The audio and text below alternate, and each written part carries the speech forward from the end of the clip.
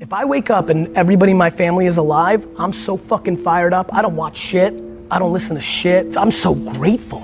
Oh yeah, perspective, patience, puis positivisme. C'est exactement ce qui a inspiré puis ce qui inspire encore mon aventure dans la Vivi et la Ecomi Family. Donc, c'est avec le cœur puis de la passion que je vous embarque avec moi pour le Homie Frog Show.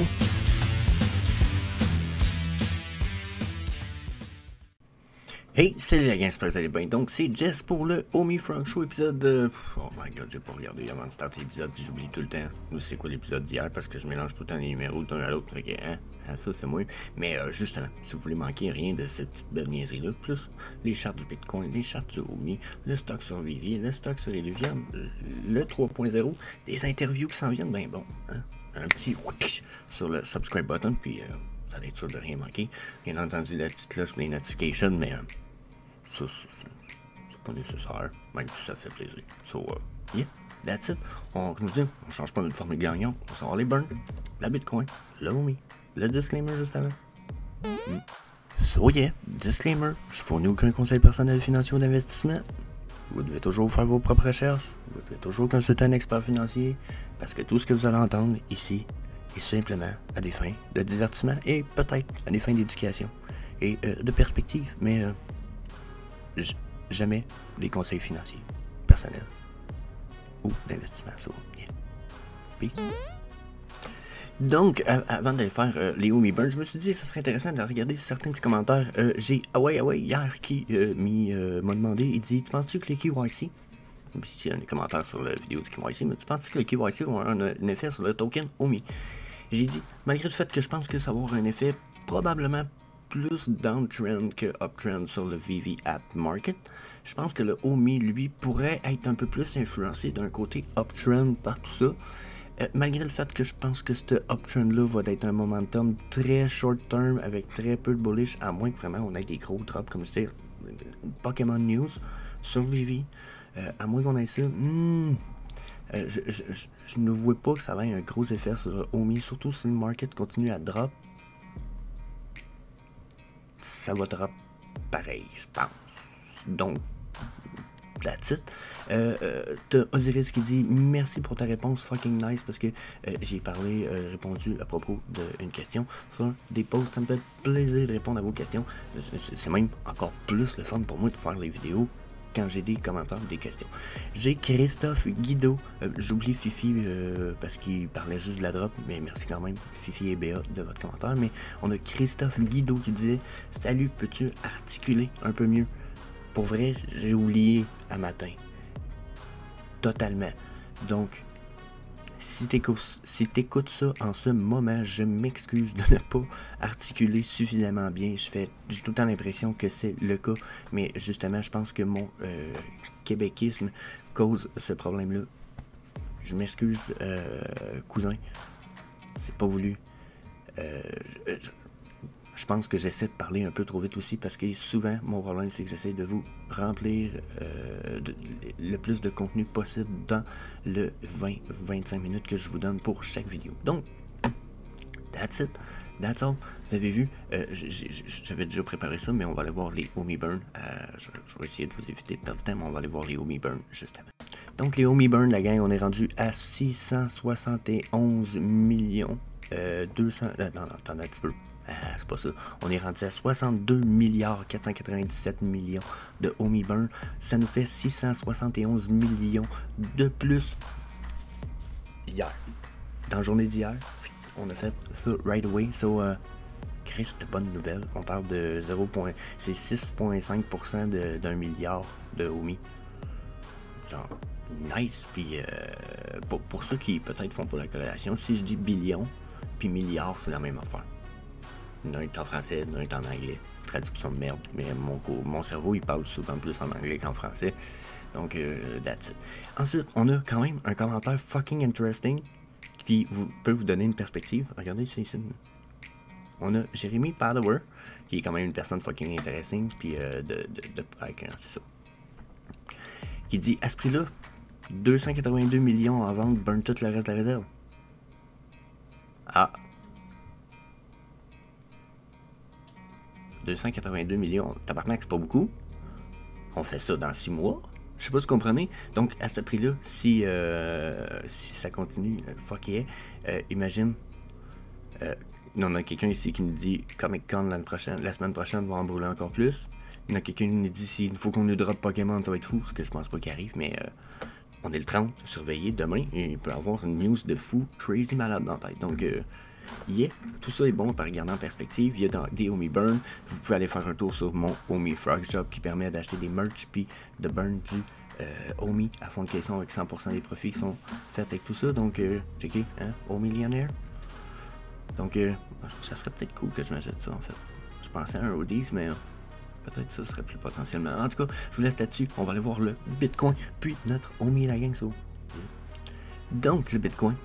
On start ça sur notre daily. On change pas notre formule gagnante. Bitcoin daily. On a crashé ce que j'avais l'impression qu'il était une support line quand même importante dans la mesure que moi je la voyais, tu sais, regardez, même que dans le temps je pensais que c'était cela, parce que regardez, au moins on avait 2 bons bottoms ici pour se toucher. Je me disais, tu sais, ça se trouve être, je pense, notre zone de support a l'air d'être là. Ok, je trouvais que ça avait l'air fiable. On a défoncé ça solide. On s'est quand même rendu plus bas. Donc là, je pourrais venir appliquer ça ici, voir si justement c'est pas notre prochain bottom, mais on est vraiment pas sur un rapprochement de l'autre. Ça m'écoeure un petit peu. J'aurais aimé ça au moins qu'on ait un peu plus de fiabilisation de cette trendline là. Donc pour ça ici, là, ça me dit que c'est sûrement pas fiable là, cette trendline là. Puis que les seuls qui restent fiables encore pour l'instant, ce sont mes 2 trendlines en blanche. Vous voyez, quand même ici, là, ça a été fiable depuis un bon moment. Donc si on reste là-dedans, selon moi, soit on remonte dans notre top, soit puis on crash, ou vice-versa, on crash puis on va finir par remonter. Mais d'après moi, on reste dans ce canal-là, c'est quasiment dans l'impossible qu'on sorte. On est planté en plein milieu en plus. Ok, si je regarde mon stochastique RSI, puis mon MACD ici, mon MACD est déjà en train de perdre de puissance. On voit son histogramme ici qui est en train de s'essouffler, puis on voit que sa ligne est déjà en train de curve back down vers sa médiane bleue. Donc déjà, on pourrait avoir une perte de puissance, puis on est sous la médiane 0. Hein. Une uptrend sous la médiane 0, d'habitude, c'est pas très puissant, puis une downtrend sous la médiane 0, généralement, ça a beaucoup plus de puissance. Donc, je sais pas si en ce moment, exemple, notre trésor pourrait nous donner plus de volume que ce qu'on a là, puis creuser notre crash ici sur le Bitcoin. Mais ça serait pas impossible qu'on ait un bon volume ici et qu'on continue. C'est sûr que si je regarde les volumes, par exemple, on est quand même dans une downtrend de nos volumes ici. Donc, ça pourrait quand même être signe que on va toucher ou on a touché un plafond, un plancher avec notre 17 000 puis qu'on descendra pas plus bas. D'après moi, il retourne, mais peut-être pas plus bas. Ok, mon 14 000 est peut-être une erreur quand j'ai pris de ça, mais moi je le vois encore dans les cartes, personnellement. Si je regarde le stochastique RSI, ma court time frame, elle, est rendue quand même. Attendez un petit peu.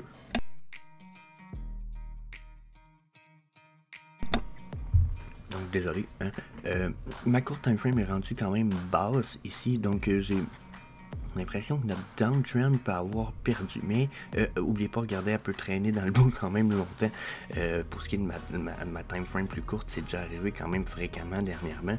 Quand on est dans une downtrend comme ça, en bear market, ma court time frame peut traîner un bon moment en bas pour essayer de ramasser puis de ramener les autres trendlines avec elle. Donc, regardez comme ici, elle a traîné quand même une couple de jours en bas pour essayer de traîner la downtrend, la trendline de stochastique plus ton long frame pour la ramener avec elle. Même chose pour la verte. Donc, on a une très forte possible chance que on fasse le même genre de comportement. Surtout qu'ici, regardez, on n'avait pas touché le bottom encore avec ma long time frame en verte. Donc là, si on va la chercher, on a potentiellement une belle descente qui pourrait être le dernier bottom. Ça, par exemple, c'est potentiellement le cas. Donc, éventualiser tout ça ici. Si je regarde ensuite les EMA, regardez comment on a 8, 13, 21, 55, 89 et 233. Puis comment qu'en ce moment, on refuse le 8 de façon drastique.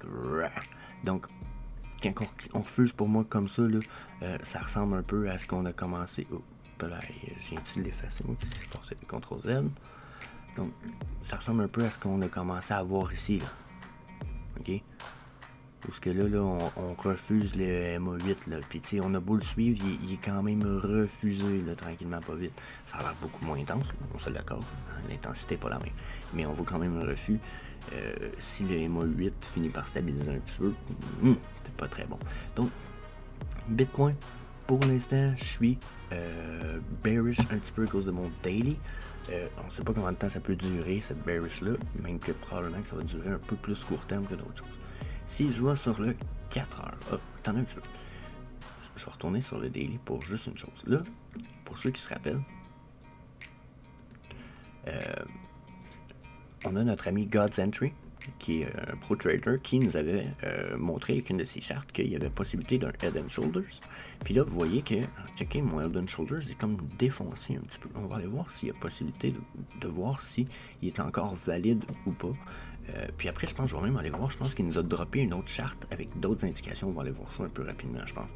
Donc ça ici, sur le 4 heures, comme je vous disais, regardez, on va aller voir ce que le Head and Shoulders de God's Entry nous donnait. Ok, regardez comment il faudrait que je vienne peut-être étirer ça comme ça pour avoir mon Head and Shoulders. Ce qui pourrait me ramener dans ces zones-là ici. Là, peu importe, là, ici. Mais possible remonter bientôt. Est-ce que je la vois, cette chute-là, cette remontée-là, sur mes indicateurs semi-automatiques? Bon, de prime abord, si je regarde mon MACD, qui n'est pas le réacteur, l'indicateur le plus réactif, je vois pas vraiment ça, malgré le fait que je vois un uptrend dans mon volume. Oh. Tu veux sortir, toi? Excusez, je sors le sol de la chambre de bain. J'étais rendu où avec tout ça, colis? Ah oui, c'est ça. Donc, je verrais pas de uptrend repartir ici. Je vois même un volume intense quand même sur les 4 heures. Il reste 57 minutes, puis mon volume est quand même plus intense que mes anciennes chandelles. Puis j'ai pas fini, il me reste 1 heure. Donc, à moins qu'on ait un retour uptrend justement sur ce 1 heure-là qui nous reste, je pense pas. Ici, sur mon stochastique RSI, j'ai 2 de mes time frames les plus courtes, la verte et la blanche et la bleue, qui sont dans le bas. Pour moi, c'est un possible retour uptrend, mais c'est aussi possible une traînée comme ça pour traîner la downtrend quand même, la long time frame qui est notre ligne verte jusqu'en bas, qui pourrait potentiellement nous ramener justement vers un uptrend pour faire une espèce de justement un Head and Shoulders comme qui avait été discuté un petit peu. Le seul problème que je vois un peu avec le Head and Shoulders en ce moment, c'est que il semble peut-être un peu puis en même temps il semble fiable un peu ici, mais il semble un peu sur le cantant. Donc, si on descend plus bas que ça, d'après moi, on va canceller le Head and Shoulders. Ça va juste être une correction en B, C, D. Une uptrend 1, B, 1, 2, 3. Ah, ça va être du Elliott Wave avec une corrective. 1, 2, 3. Et puis on va partir en corrective Wave A, B, C. Donc, ça pourrait faire mal. Donc, pour ceux qui là j'étire probablement un peu la sauce, là, mais pour ceux qui connaissent les Elliott Wave, attendez un petit peu. C'est qui est le Elliott Wave? Ah, j'en ai un site, me semble. Donc, on pourrait avoir eu le droit à 1, 2, 3. Ah non, ça marche pas. Ah non, j'ai pas pensé à mon affaire, moi. 4, 5. Non, je vois pas ce que je voyais. Bon, hein, ça arrive qu'on voit quelque chose, finalement on se trompe. Mais j'ai l'impression que notre Head and Shoulders est probablement... Si on crash plus bas, il est peut-être plus bas. Il est peut-être pas bon, mais on pourrait avoir très bien une remontée. Là. Ici, ça nous indique ça. Donc, ensuite, si je veux aller voir peut-être justement si j'ai une indication d'une remontée, d'une redescente, je vais aller remettre les EMA rapidement.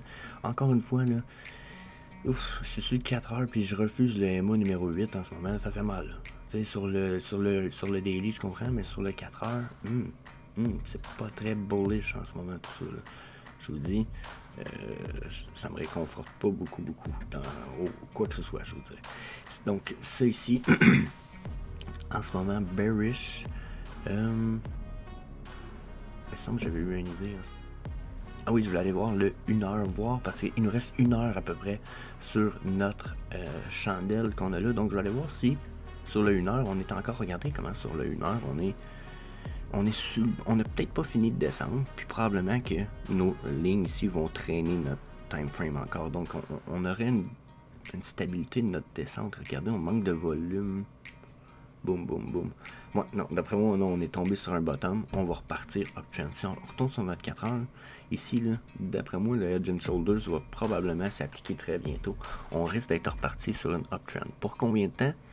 Je sais pas, mais j'avoue que le 4 heures, si dans une heure, il nous finit par crash, c'est possible qu'on aille droit à cette vague-là, ici, qui remonte. Donc, salut Romain. Je sais que t'as faim, mais c'est non, ça va attendre. Donc, quand on est déjà 7 heures, c'est vrai. Je reviens en fait, c'est pas vrai, faut que je fasse manger le chapeau petit.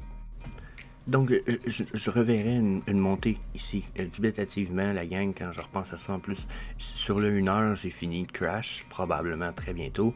En plus, ici, on est sur une fin, donc je nous verrai faire venir faire probablement une ou deux belles vagues uptrend qui pourraient nous amener là.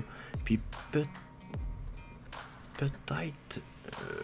ça va être à voir si on fait le reste de la shoulder. Ça serait fucking interesting de voir ce qui va se passer. Si God's Entry nous a traîné sur un Head and Shoulders que j'avais pas vu comme ça, je vais être fucking happy. Je vais avoir appris de ça parce que je les vois pas souvent, ces Head and Shoulders là. Je prends pas la perspective de les regarder. Mais wow, super intéressant. Si vous voulez mon avis. Donc, Bitcoin, probable uptrend avant la downtrend, même si j'ai l'impression de percevoir une downtrend non terminée sur le daily. J'ai vraiment l'impression, parce que là en plus, oh non, j'ai l'impression qu'on n'a pas fini ici. Donc, à prendre tout ça en perspective, donnez-moi votre avis dans les commentaires. Avez-vous peut-être d'autres indications, des catalystes qui pourraient faire que ça crash ou que ça pop? Donc, yes, laissez-moi savoir dans les commentaires, comme vous avez pu voir tantôt. I fucking love les commentaires. J'essaie d'y répondre le plus possible, le plus... parler en anglais, mais le plus adéquatement et optimalement possible. Donc, yeah, au me-time. Donc, enfin, notre OMI, donc pouvoir 0.13 128 à matin. Donc, on est encore un peu sur une downtrend, sans être super bearish en ce moment. On est quand même un peu downtrend. Là, je cherche mes trendlines, je pense que je les ai pas dû les effacer durant mon VV Show. Un petit peu, je cherche ceux que... Ah, bon, ça c'est les trendlines que j'ai mis. Donc, là j'ai l'impression, regardez, hein, j'ai pas l'impression, hein, dites-moi que je me trompe là, et là on est dans une espèce de biseau descendant. Là, ben, je pourrais même le mettre sur le weekly. Regardez, hein? Je me trompe-tu ou je me trompe pas? Si c'est pas fiable, je pense que ça a été clairement un refus. Donc, probablement qu'on pourrait se gratter, en fait. Checker bien. Peux-tu faire ça? Twink? C'est-tu fiable? Ou ça c'est plus fiable? Ou ça c'est plus fiable? Je sais pas, mais si je viendrais me mettre genre ici. Ah, quoi que là, on a une chandelle bleue en ce moment sur notre weekly. Oui, c'est drôle ça. Sur le weekly, je prends pas la peine de faire le OMI souvent, mais regardez sur le weekly comment on pourrait avoir terminé notre downtrend super. On pourrait être sur la fin solide. Oh, ok, on va check ça le matin. Donc sur le weekly, notre OMI pourrait avoir terminé sa downtrend. Regardez comment on consolide fort quand même depuis qu'on a crash à 0.10 7. Donc, depuis ce temps-là, notre MACD se prépare à retourner uptrend. Malgré le fait qu'il est encore sous sa médiane de 0, la uptrend pourrait être là, mais pourrait être faible. Donc, on regarde ça en perspective. Ici, sur mon stochastique ici, ma courte time frame, elle vient d'accoter dans le haut. Donc là, est-ce qu'elle va rester là longtemps ou elle va crash? Puis elle va nous faire crash un peu aussi notre haute time frame, puis on va retourner dans le bas avant de retourner dans le up.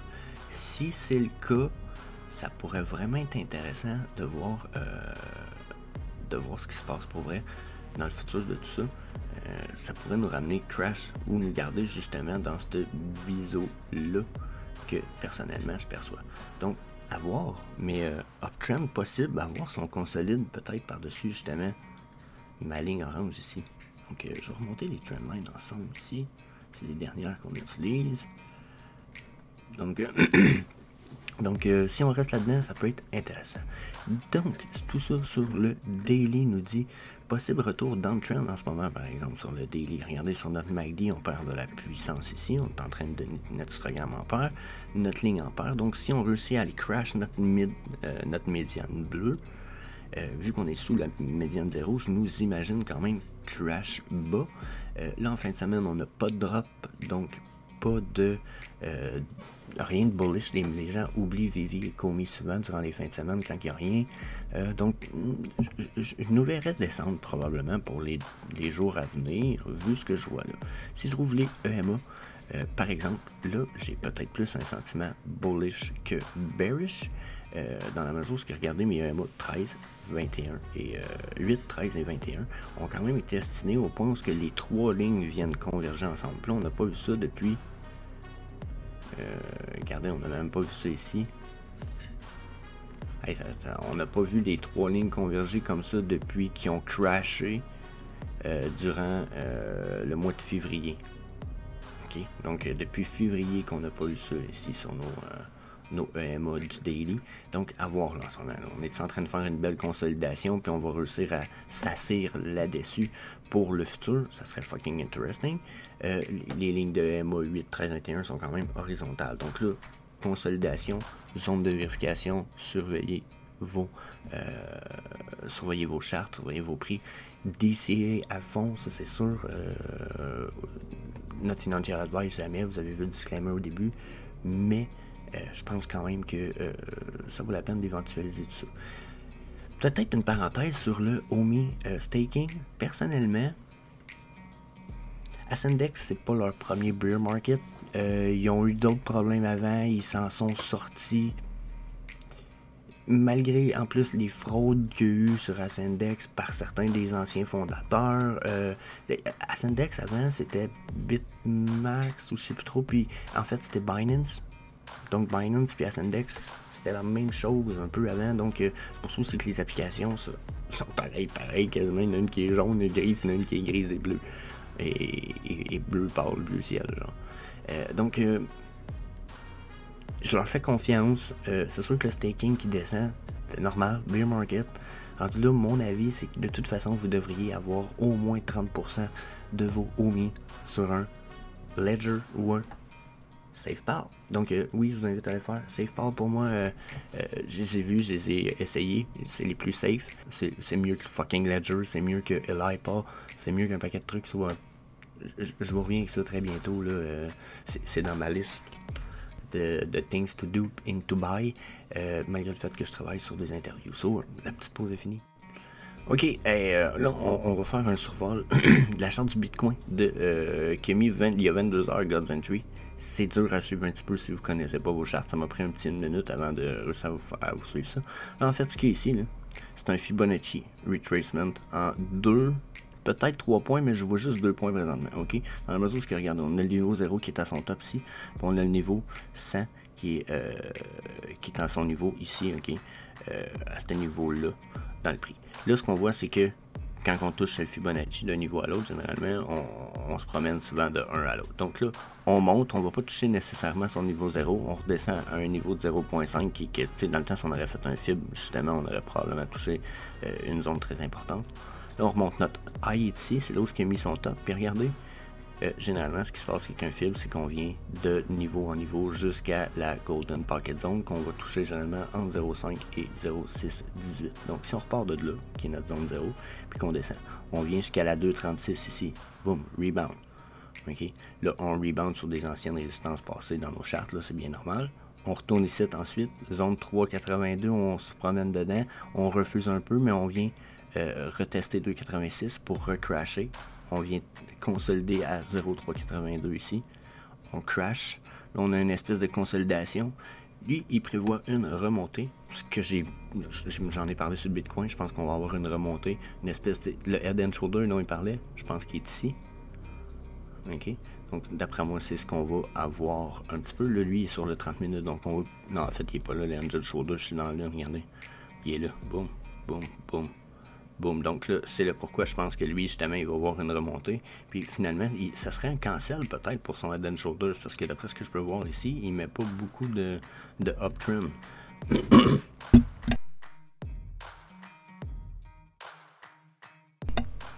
Donc, je pense vraiment que je pense que son head and shoulder va être cancellé par lui-même, façon de parler. On va voir tout ça ensemble dans les jours qui viennent. Puis, selon lui, on pourrait redescendre jusqu'à 19 100. Donc, si on redescend jusque-là, après, je suis curieux de voir ce qui va se passer. Mais si on a un crash là, d'après moi, on a un crash pour le OMI. Donc, à cette heure. Il a parlé du Omi aussi. Hein? Regardez un petit peu. Donc, il y a 8 heures pour le Omi. On va aller voir ça ensemble. Donc, en fait, pour ce qui est du Omi, encore une fois, ça peut être très dur à suivre si vous ne connaissez pas, puis c'est quand même dur à voir. Il est sur du 6 heures pour sa charte. Il y a un point de pivot ici. Les points de pivot, souvent, comme ça, c'est des indicateurs semi-automatiques qui sont indiqués selon des points de base.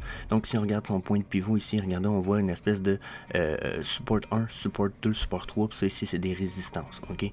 Pour l'instant, on voit que après avoir passé sur le point de pivot, qui était quand même un point de pivot important, vous voyez qu'on s'en va tester support 1, on consolide un petit peu en dessous, on crash, là on vient de le retester, on retourne quand même à une zone ici que je suis pas sûr de comprendre pourquoi il y a des lignes là, mais d'après moi c'était juste pour indiquer qu'il y avait une médiane ici qui était par rapport à, regardez, c'est par rapport au support. Donc on voit qu'on est retourné tester le support qu'on avait eu ici, qui était une résistance, on traite pour ça. Ensuite, là lui ce qu'il prévoit c'est qu'on crash, reteste, puis recrash pour retourner au support 1 qui nous amène justement à notre all-time low pour aller retester probablement la trendline qui lui semble afficher ici. Okay? Donc qui ferait quand même du sens, qui ressemble en fait ça ressemble pas, c'est identique, checkez bien ça. Je viens de le voir là. Là on va se mettre sur les 4 heures là, mais regardez comment ma trendline orange, ah non lui est plus, oh non elle est pas pareil finalement. On va falloir que j'aille tester ça demain. Je vais essayer d'appliquer ma même trendline que lui ici. Donc pour avoir probablement la même. Ah ben, je pense que ouais, il est pas très. On n'est pas loin un de l'autre. Donc vous voyez un peu genre de support, de résistance que lui il pense qu'on va devoir toucher avant qu'on se rende là. Il pense qu'on se rend aussi dans les 0,00836, ce que je pense qui ferait du sens. J'arrête pas d'en parler. Si le Omi crash, on va se rendre là. Il y a Randy Chavez qui dit si le Omi se ramasse avec 3-0, il dit si, c'est un gros mot parce qu'il dit, je pense pas qu'on ça va arriver, mais il dit si on arrive là, il dit ça, on sera pas là très longtemps. Puis God's Entry, il dit je suis totalement d'accord. Il dit si on arrive jusqu'à 3-0, il dit on sera pas là très longtemps déjà parce que ça va vouloir dire que le Bitcoin va descendre quand même probablement assez bas. Qu'il va y avoir un massive mass order de plein de people, au même titre que la même chose pour le Omi. Si le Omi tombe à 0,0008, d'après moi, on va pas rester là très longtemps. Il y a beaucoup de monde qui vont mettre de l'argent. Moi, le premier, je vais vendre ma femme. Non, c'est pas vrai. Non, mais je fais tout le temps ce blague-là, même si c'est plate, puis je vendrai jamais personne pour tout l'autre du monde, mais ça serait très possible. Puis vous voyez, c'est ce qui est écrit, là. Regardez le petit chiffre, là, le beau petit chiffre. Là. Je sais pas si je peux regarder de zoomer pour vrai, c'est une image. C'est 40% de drop possible. Du prix pas mal actuel ou du drop qu'il y a là, donc... Get Prepare, je verrai jamais le support 3 arriver qui était à 0,003, mais j'ai déjà parlé de 0,05 qui, personnellement, était dans mes ranges de Fibonacci personnel, so, quand on mettait ça sur du long time frame. So, yeah, that's it, c'était le Omi Frog Show. Gardez tout ça en perspective, je pense que c'est très important. Puis, si vous n'êtes pas encore inscrit puis vous voulez rien manquer de tout ce qu'il y a sur la chaîne, Omi, Bitcoin, Web 3.0, Illuvium, n'hésitez pas à faire sur le subscribe button, puis peace. À demain.